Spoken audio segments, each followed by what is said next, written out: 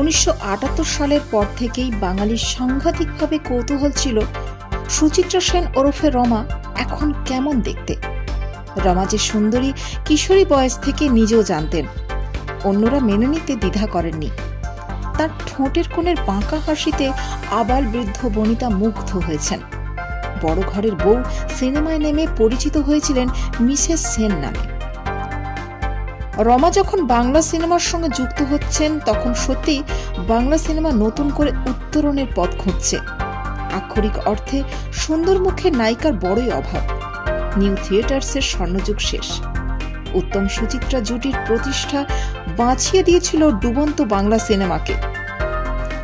রমা সৌমিত্র চট্টোপাধ্যায়ের সঙ্গে জুটি বেঁধে অজয়কর পরিচালিত 7 পাকে বাঁধা ছবিতে অভিনয় করে মস্কো আন্তর্জাতিক চলচ্চিত্র উৎসবে সেরা অভিনেত্রীর পুরস্কার পেয়েছেন।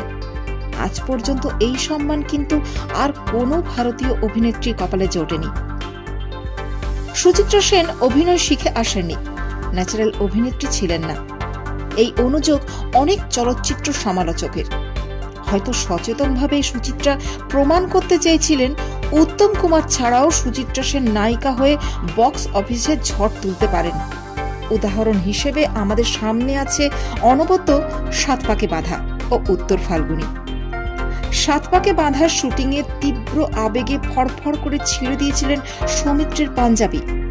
আবেগময় অভিনয়ে মুগ্ধ হয়েছিলেন সবাই।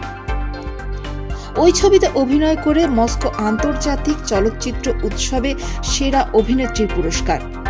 আজ পর্যন্ত এই সম্মান কিন্তু আর কোনো ভারতীয় অভিনেত্রীর কপালে জোটেনি। দ্বীপ জেলে যাই আক্ষরিক অর্থে রোমান্টিক প্রেমের ছবি নয়, কিন্তু ছবির শেষ দিকে সুচিত্রা সেন পাগল হয়ে ডাক্তারদের বোঝানোর চেষ্টা করছেন, বিশ্বাস করুন আমি অভিনয় করিনি, আমি অভিনয় করতে পারি না। সেই অভিনয় কখনো মনে হয়নি অতি নাটকীয়। প্রণয় পাশা সেই ছবি যেখানে সুচিত্রা সেন শেষবারের মতো অভিনয় করেছেন। 35 বছরের কেরিয়ারে মোট ছবির সংখ্যা 60।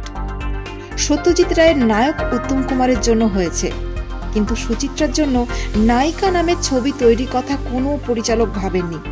যদি ভাবতেন অথবা যদি তিনি সত্যজিৎ রায়ের দেবী চৌধুরানী ঘরে বাইরে বা পূর্ণেন্দু পত্রীর চতুরঙ্গে অভিনয় করতেন, বলা যায় তার অভিনয় দক্ষতা ক্ষমতা নিয়ে পর্যালোচনা হতো একটু আলাদা মাত্রায়, অন্যভাবে। গত 6 এপ্রিল মহানায়িকা সুচিত্রা সেনের জন্মদিন ছিল। তার সেই জন্মদিবসে আমাদের জিরো ভিশনের পক্ষ থেকে তাকে জানাই আমাদের বিনম্র শ্রদ্ধার্ঘ্য।